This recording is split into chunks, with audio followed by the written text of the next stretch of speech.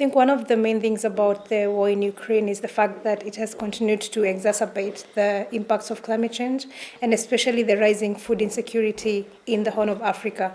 And what we're hearing is the fact that, this crisis, people talk about it, but we are not talking about the Ukraine crisis and the climate crisis at the same time.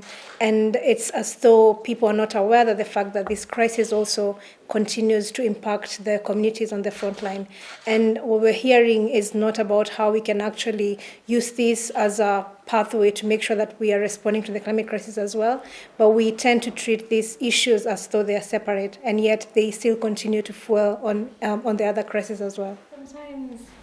And it's not just him. I think in some of the events that I have been in, it almost feels like they are listening sessions of white men. So it's almost like we are seated and we are listening to the ideas and everything that the men are talking about, and you find that in the room you'll only hear only 2 women speak or 3 women, and yet there's so many men that are speaking. And I think this is quite problematic because we know how the climate crisis impacts women and girls, and there is a need to have women and girls at the conversation of the climate crisis, in the leadership of addressing climate change, and we are not seeing that in some of these meetings. And again, we can't have climate justice if those who are disproportionately affected are not being platformed or amplified or even listened to.